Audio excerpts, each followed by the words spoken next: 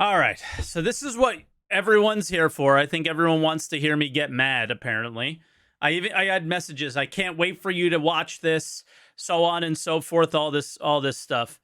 We knew we were having an ISC around server meshing. I think everybody knows that it's towards the end of this year, which we all know means like 5 years from now. So like it's kind of whatever. My favorite thing so far is the title. I fell asleep before this thing even came out last night. I fell asleep on the couch. I was so exhausted. It is titled Inside Star Citizen, Meshing Together, Part 1. So there's more parts. Oh my God. And I mean, I think it's kind of expected because obviously it's going to be a while. So they're going to talk about it a few times throughout this period. But let's see. Meetings. Hands down the most exciting element in all of game development. Now, everyone that has ever made a game will tell you that it's gathering in a meeting room and talking about stuff that's really their very favorite part of the process.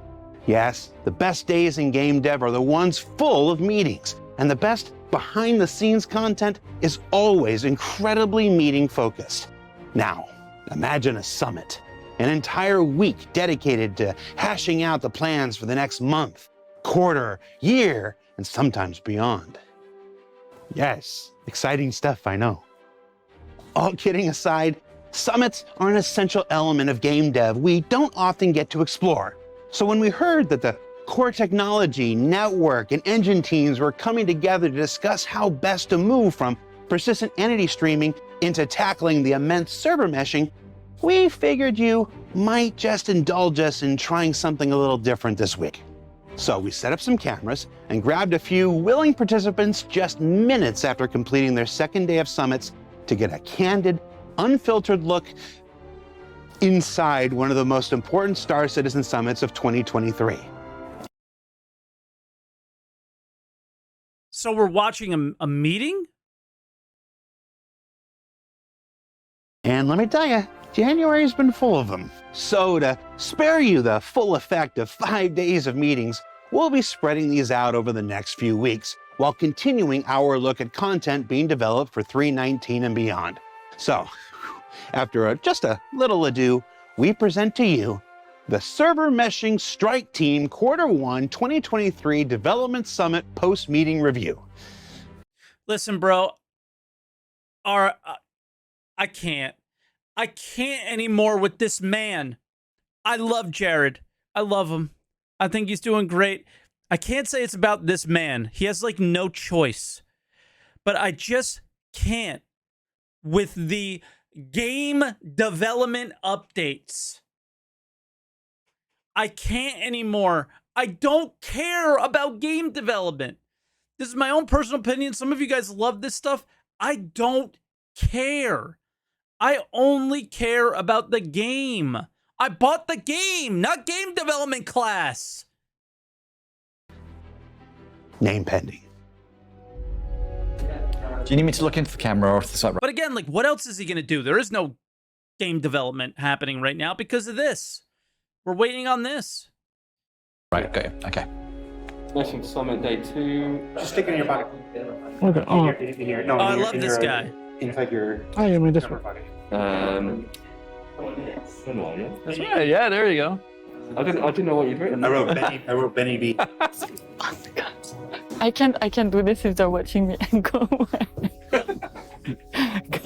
Go away, please. Forever. That's funny. I'd be more nervous about the cameras than my coworkers watching me.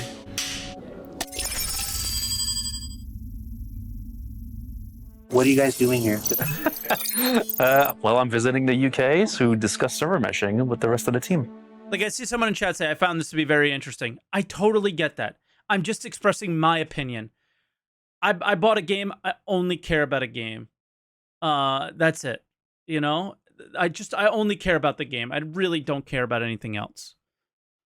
We're doing a summit to try and People obviously plan care about for this. the Why they've next continued to do it. deliveries of Pyro and server meshing. So summits in general, especially this one, is really where all the teams connect because, you know, with the pandemic, a lot of people have been working from home. So summits become really important because it allows us to reconnect together. So we meet in one location. This time it's in the UK. And we have representative of every team. So most of the leads in every team. It's the first time that we're meeting as a team for a lot of us. A lot of people joined the company. A lot of people joined those teams and they've never met so far.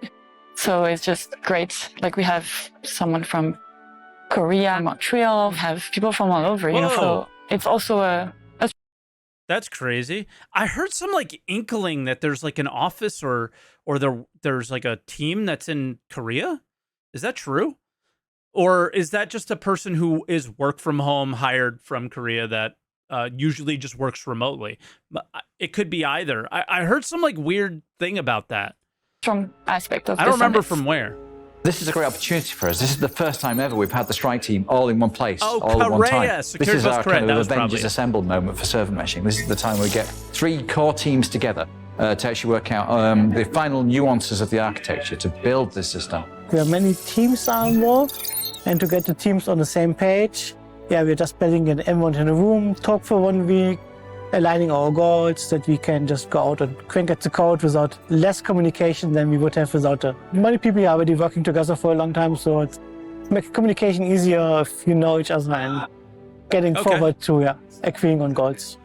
Okay, so end the video right here. That's it. Video over, right? We had a meeting with the 3 or whatever teams that are working on this project, and it's much easier to communicate in person. Done. That's what just happened. I'm confused why there's like 13 more minutes of this at this point, because that's all that really happened here.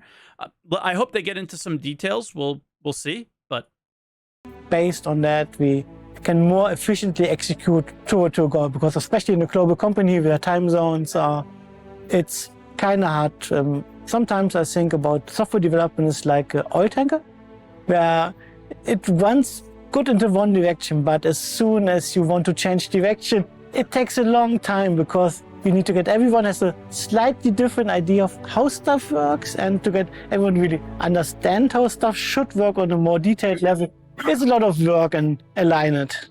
Once everybody's put their stuff in, we plan it out, we discuss. I'm just gonna let you guys know that I am really gonna try to listen intently and see if I can pick out any details from this. Approaches, strategies on how we're going to intertwine our work. And this allows us to be on the same page so that we can then work together to achieve a very specific objective and not just be building technology for fun. Now we're just teasing the system that we won't see for a very long time. The objective of this Love summit that. is to flesh out the exact roadmap for server meshing based on all of the work we've been doing for PES. So PES is the state of the simulation that's now persisting. That's great. It's behind us. Now we Bruh, it is not behind you. need to actually server mesh. The major goal of this summit is to reflect back on what we've done and see how we can do it better for the next milestones on server meshing. What did we forget? What did that say? Stanton Interspace Pyro. Yeah, Stanton Jump Point Pyro. Okay. The next milestones on server meshing. What did we forget? What can we do better? How can we better organize ourselves so we keep moving forward and we don't do what we've had to do a lot for the previous delivery, which is think and create as you go. And there will always be a little bit of this in game development. It's normal. You need to have this creativity. You need to keep that. But we also need to get a little bit better at planning and anticipating some of the challenges. The goal of the summit is really to flesh out the steps to get there with the objective to ship a second solar system. That's really the primary objective. What do you call a jump point for you? Because we are talking a lot of the low technical That's what I want to know. Yeah. Some of a secondary goal. It's talking about Goodbye. Secondary goal would be talking about the low technical groundwork to enable features like jump point.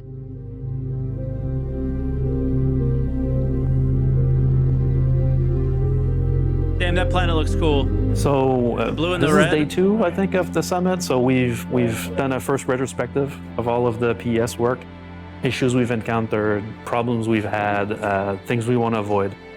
And this is officially the first day of actually digging into meshings. On our second day, we talked about, what did I talk about? Day 2, we have drunk so much coffee. Day 2 has been super great in that we've aligned a lot of our different roadmaps. Every team gets to have their own sort of view on the project, and I think today we really came together as this is the critical path that we need to achieve. Everything else is gravy, but we have the critical path is really clearly identified, which is a big.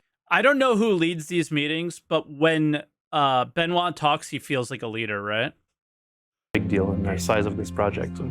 Like, everybody has their own way of how they think they should do it. Today, one of us decided, or all of us together as a group decided, this is how we're going to do it.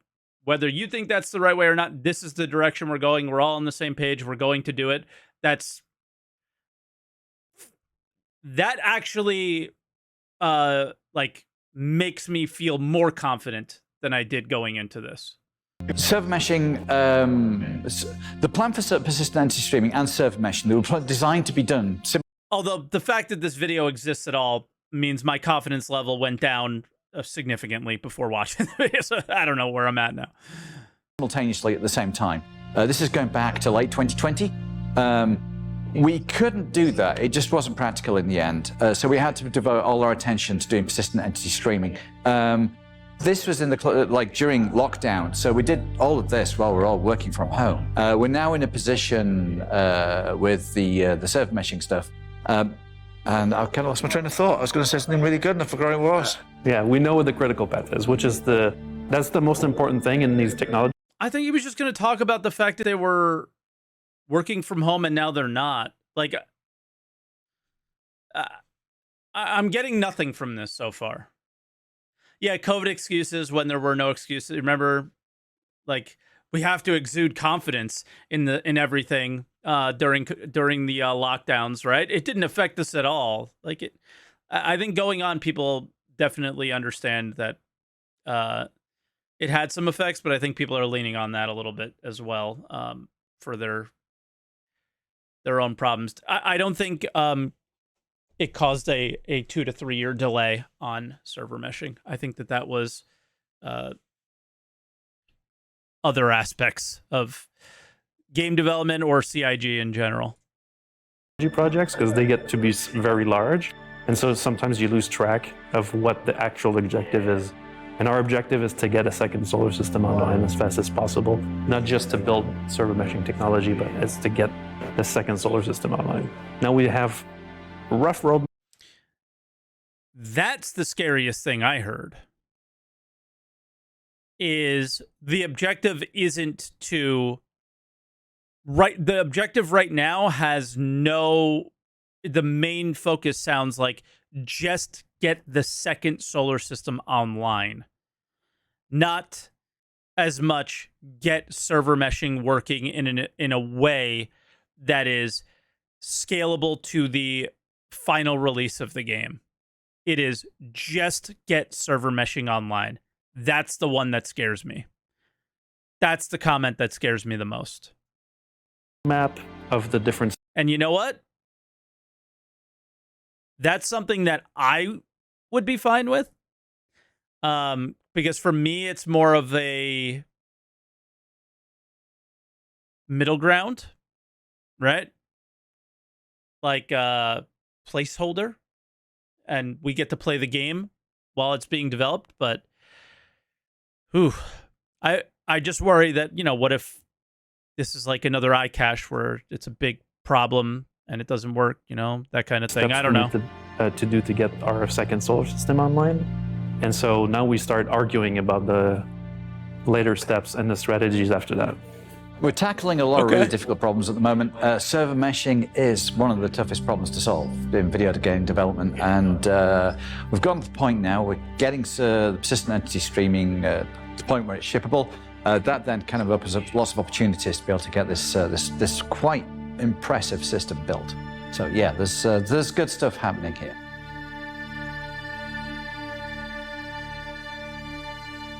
So the first phase is the separation out of the replication layer. That unlocks the Pyro jump gate stuff. That also unlocks the server meshing stuff. We've been talking about the zones and authority, but you're much better off talking to a proper engineer about this kind of stuff. But yeah, we're getting a good handle on this stuff. We're getting a good plan for delivery.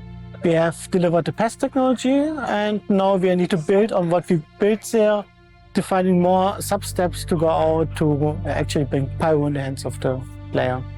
This is a really complicated system, and we had to learn how to do it. There's been a lot of experimentation, there's been a lot of invention. When we had our initial plan at the beginning of 2021, late 2020, there was a lot of stuff in there that we knew we had to build but didn't quite know how to build it. When we actually came to build those interesting systems, we had to we found problems. We found stuff that was never expected. We found limitations of the technology. We found limitations of what the hardware could do. So we very much had to get our engineers to invent our way around the problem. So this is very much a feedback. This is a learning experience to figure out how we need to build server meshing. The key thing that we're doing with this is server meshing is also tied into the delivery of the jump gates to get to Pyro.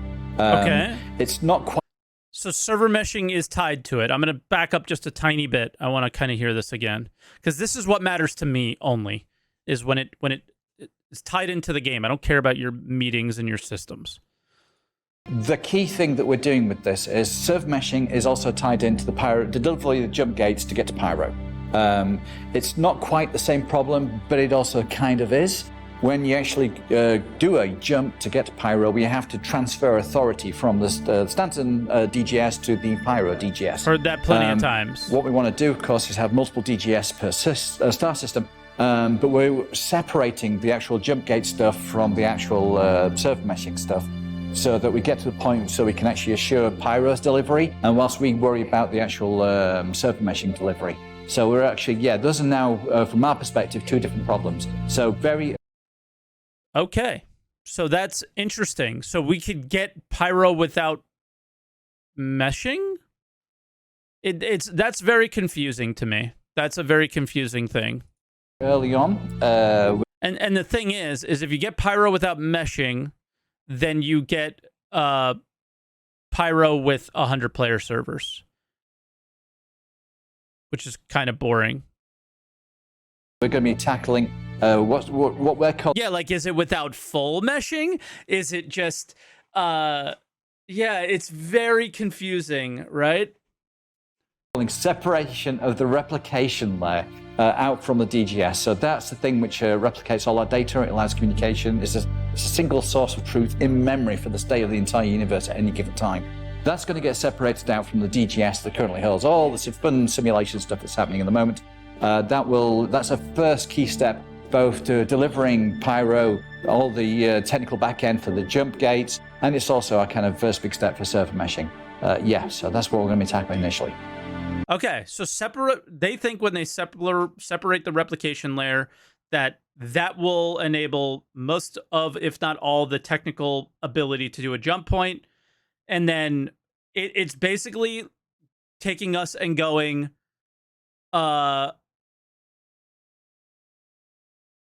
it's as if we pressed a button and changed servers, in a way, is what it sounds like to me. And it's not the actual, like, meshing part of it. I don't know about you guys. I don't care.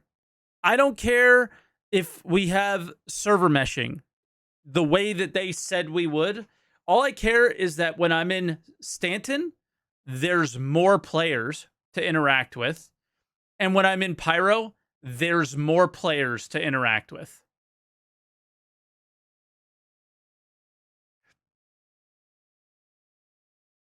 Or things, right? Just the ability to have more more of the scale that we expect from Star Citizen. If this initial thing isn't the step towards that, I guess that's okay. It's not great, but if this is the way that they need to do it, this is the way they need to do it. Who the hell am I to say anything other than I'm frustrated by the timeline? You know, that's it. It's frustrating, and I don't have anything else to really say. Yeah, like all we need is to go from Stanton to Pyro. How they decide to do that is how they decide to do that. And that'll be it. That's it. You know? It's like, I don't know, man. I look forward to Inside Star Citizen every week. I really do. And I wish it was just more of a focus on the way we play the game and you know, more details on the game. And the only way I think to get to a deeper focus to the actual play of the game is to get over this hump. And that's the most frustrating thing for me, is that this video is showing that we are nowhere near getting over this hump.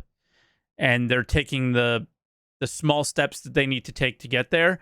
But I'm at least very happy that very cryptically they're communicating that their steps, and the first step is this is our focus right now. I'm kind of okay with that, I guess. I don't know. I just don't know how to feel.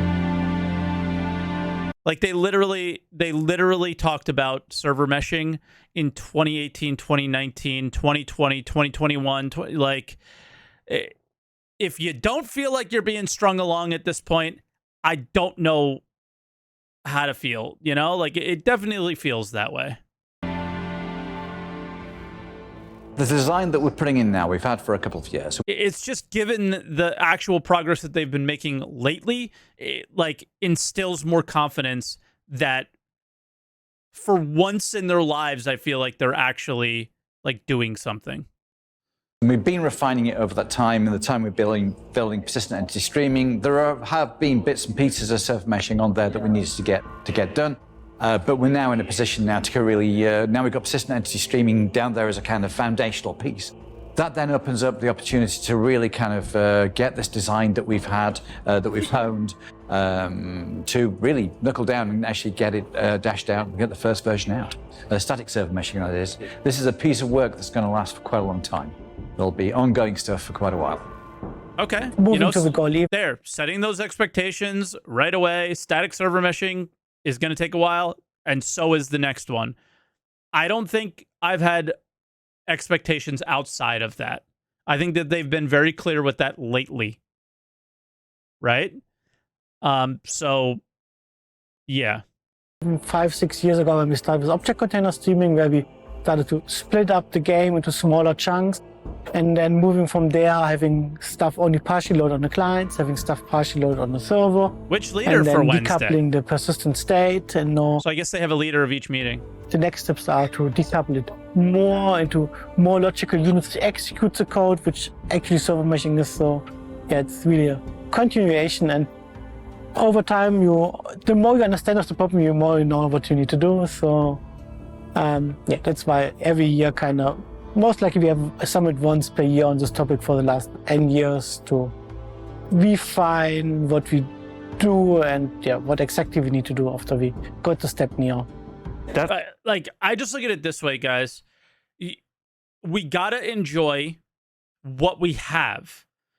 I want them to focus on making what we have good.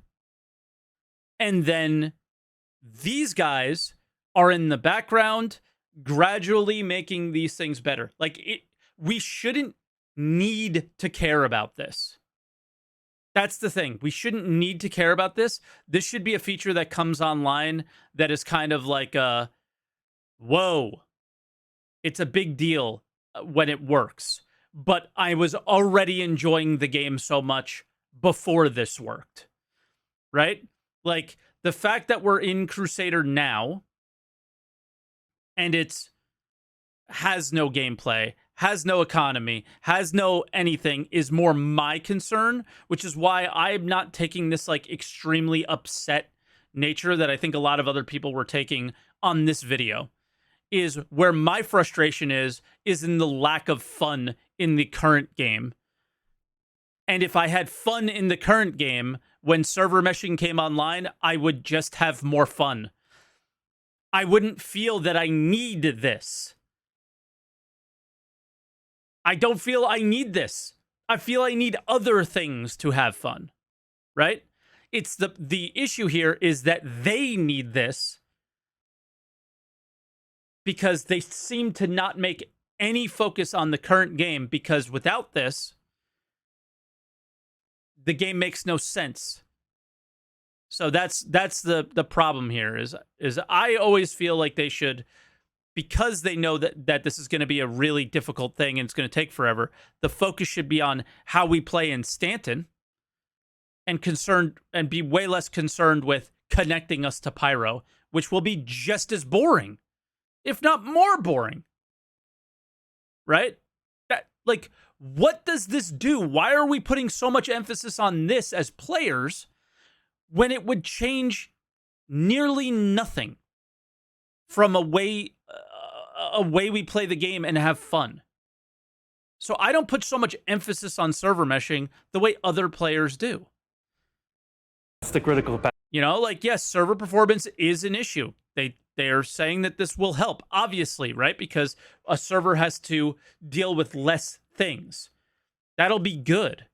But for me, the server performance isn't as much of a problem as the just general lack of things to do. Or reason to do it, more like. That has no server-related problems for me. Creating reasons to play are not server-dependent.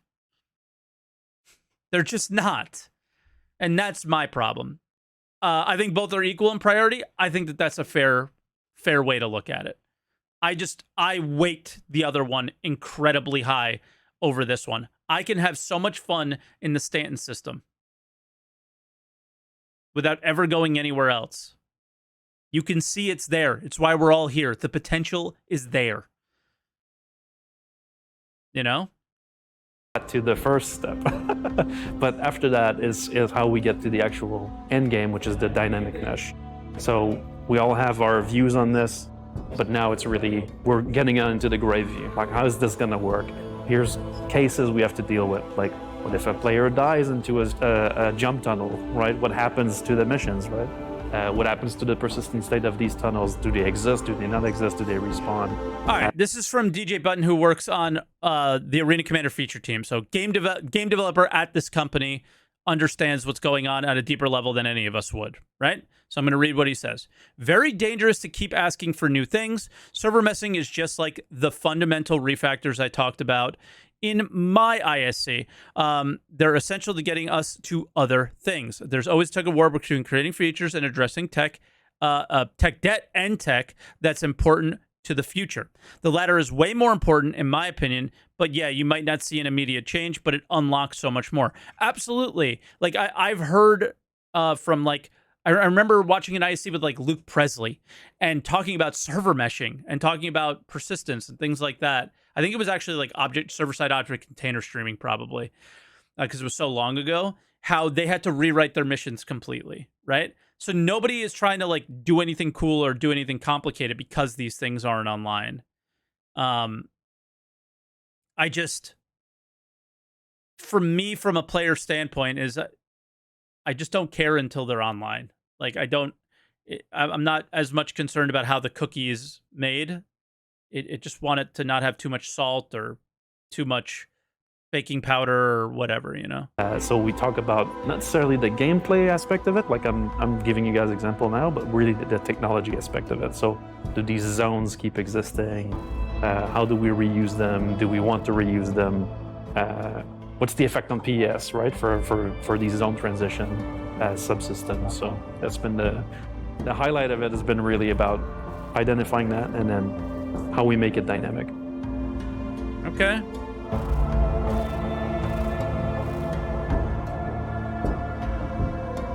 The best thing which came out of today is basically the same which comes again out of summits. It's to get alignment, that everyone gets the same idea into their mind in a detailed level. That's Jennifer Lang. That's not. After day keeping 2, I think the everybody biggest on the question same is still path. how we're gonna operationalize the dynamic mesh. And so, we still have these big statements like, oh, we're going to request additional DGSs and then assign them. Now we're going to have to flesh out, how do we request them? How do we know they're ready? How do we assign them? How does that actually work? Is going to be the key to the next steps. Yeah, I mean, they really make this feel like they've done nothing up to this point. It's all been a theory, and now we're taking our theories and figuring out how to put that theory into actual action. That will then... Which is incredibly concerning to hear. But apparently there's a Xylo post that we'll look at be built over the coming months. And of course, it's not just us as well as the strike team. We have 50 or so game teams that are also going to have to take this code and then have to adapt all their functionality that they have across Star Citizen to use all this cool technology. So yeah, this is the start of server meshing in its current form. In our case, it's cramming a lot of developers into a room, closing the doors, getting them to drink coffee and talking a lot. It's very much a list of stuff that we've got to determine. We basically have a list of stuff that we need to nail down. Open questions, miscommunications between teams. We need to get these 3 key teams all aligned, all pointing in the same direction, so they all fully understand what it is they're building. We resolve the technical niggles that we have between these teams, so they really understand what it is they're making. We correct problems before they happen. So there's misunderstandings between the interfaces between the teams that can be quite expensive to fix. Having a summit like this allows us to fix these problems in advance and fix them much more cheaply. So yeah, we need to just, this is what gives us the solid plan that we're going.